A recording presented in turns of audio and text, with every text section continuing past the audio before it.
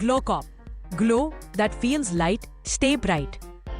News for nation पर आपका स्वागत है और मैं हूं आपके साथ प्रार्थना। जहां एक तरफ नई सरकार के बनने के बाद सरकार अपने एक्शन मोड में है और इसी बीच देखिए अब शिक्षा विभाग ने भी एक ऐसा एक्शन ले लिया है जिसके बाद से एक नहीं दो नहीं बल्कि 72,000 शिक्षकों की नौकरी जाने वाली है। जी हाँ, आपको बता दें एक नहीं दो नहीं बल्कि 72,000 ऐसे शिक्षक हैं जिनकी नौकरी जा सकती है और शिक्षा विभाग के इस एक्शन से हड़कंप मच गया है। बात करें तो शिक्षा विभाग जो है आए दिन फरमान जो है वो जारी करते रहता है, लेकिन इसी बीच देखिए फर्जीवाड़े को रोकने के लिए शिक्षा विभाग ने जो है ये एक्शन लिया है और जिससे 72,000 शिक्षकों की नौकरी पर अब तलवार लटक रही है और इनकी नौकरी भी जा सकती है। तो चलिए आपको भी शिक्षा विभाग के इस एक्शन के बारे में बताते हैं जिसकी वजह से इन शिक्षकों की नौकरी पर खतरा मंडरा रहा है।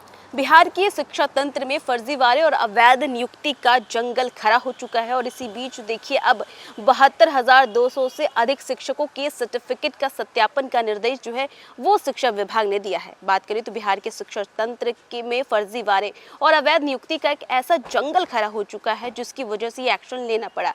बात करें तो वर्षों पुराने और जिसकी सफाई जो है वो अब तक अधूरी रही है। सूबे के विभिन्न जिलों में नियोजित शिक्षकों की प्रमाण पत्र जांच पिछले कई सालों से एक ठहरी हुई फाइल की तरह धूल फाक रही है।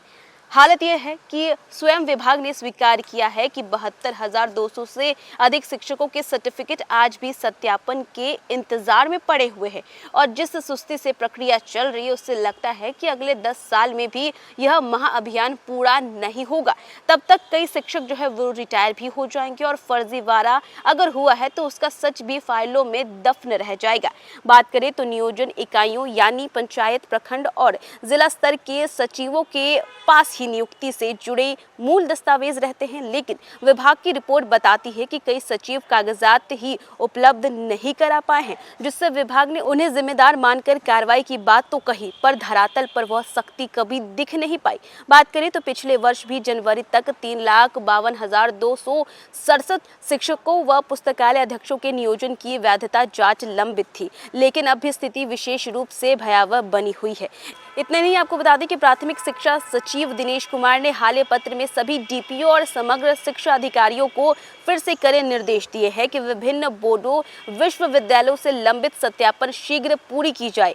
इतना ही नहीं, हाईकोर्ट के 2014 के आदेश के आधार पर 2006 से 2015 तक की नियुक्तियों की जांच चल रही है और पर सच्चाई ये है कि विश्वविद्यालय और बोर्डों में फाइलें महीनों से जमी हुई है। सबसे अधिक लंबित सत्यापन बिहार बोर्ड के स्तर पर है। बात करें तो इसमें 46,681। इसके अलावा बात करें तो संस्कृत बोर्ड में 1,767, मदरसा बोर्ड में 5,450, मगध विश्वविद्यालय की बात करें तो वहां पर 4,924, तो वहीं मिथिला विश्वविद्यालय में 2,934 और इतना ही नहीं, बात करें तो VKSU में 2,296, BRABU की बात करें तो यहाँ पर 1,902, BN मंडल VV की बात करें तो वहाँ पर 3,045 और इसी के साथ साथ कई ऐसी और भी फाइलें हैं जो धूल फाक रही है। बात करें तो दर्जनों संस्थानों में सैकड़ों से लेकर के हजारों फॉर्म अब भी बेताल की तरह लटके पड़े हैं। ये लास्ट की लाइन पूरी रिपीट। स्थिति इतनी गंभीर है कि यह पूरे सिस्टम पर सवाल खड़ा करती है कि क्या बिहार में शिक्षकों की भर्ती का आधा सच फर्जीवाड़े की राख में दबा है और क्या यह सत्यापन अभियान कभी मंजिल तक पहुंचेगा या सिर्फ कागजों में ही चलता रहेगा।